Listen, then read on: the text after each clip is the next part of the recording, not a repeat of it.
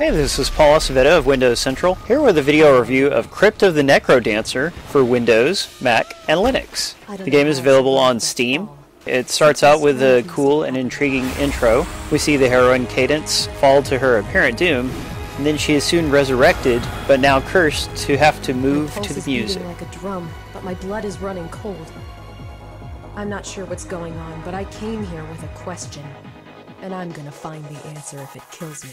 Crypt of the NecroDancer is a roguelike game. It has many attributes of the roguelike genre, including randomly generated dungeon layouts, a large number of items to discover, some of which are good and some of which are bad for you, step-based combat.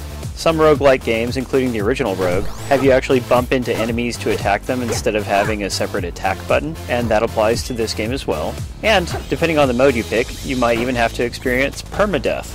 The special thing about Crypt of the NecroDancer is its music-based gameplay. The game has a fantastic soundtrack from the composer of Super Meat Boy and Binding of Isaac that plays along with every level, and as you play, a beat bar at the bottom of the screen indicates the beat of the music. So the object is to move along to the beat of the music.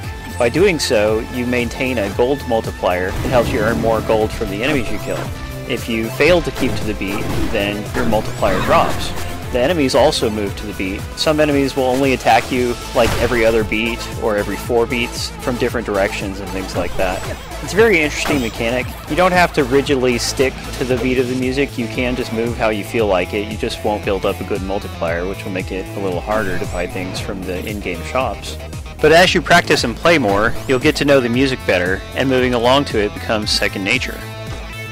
Besides collecting gold from fallen enemies, you can also find diamonds hidden throughout the levels. Some are actually out in the open, and others are stuck within the walls and you have to dig to get them out. Digging is a fun little mechanic where you can make your own pathways and look for stuff. These diamonds can't be spent during a level, instead you spend them when you die. Since there's no continuing in Crypt of the NecroDancer, the only way to make progress and get better at it is to spend diamonds on upgrades between lives. Once you return to the lobby, which is the game's hub, you can find several vendors who sell different items and upgrades in exchange for diamonds. You don't just get the items you buy, they get mixed into the pool of items that you can find when you're actually playing. But still, improving the items that you can find while playing does make the game easier. You start out playing as Cadence, the main character, but there are other characters to unlock, several of which you do so by beating the unique dungeons, and others have to be rescued mid-game. Each character has little quirks that make them play differently and add some variety. Some of them are harder to use than others, but if you really get into NecroDancer, then they'll help keep the experience fresh. NecroDancer is easy to play with the keyboard. You only need the 4 direction keys to move around and attack enemies, and then different combinations of the arrow keys will actually activate items.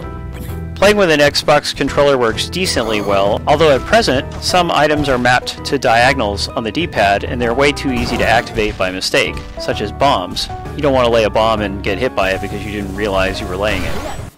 NecroDancer also supports 2-player local co-op, so one person can use a keyboard and the other person can use a controller or whatever. And it's a lot of fun playing together. You can team up against harder enemies, and if one person dies, but the other person reaches the next floor of a dungeon, then the fallen partner will be revived.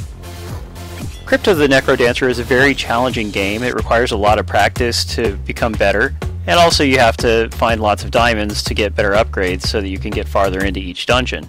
Initially, some of the dungeons will seem almost impossibly difficult, but eventually you'll learn techniques that help you survive, and some of it might be based on luck.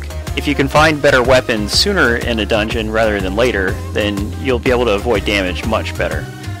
There are plenty of action RPGs in the sea, but there's nothing quite like Crypt of the NecroDancer. The focus on music and some of the creative touches the game has make it a totally engrossing experience.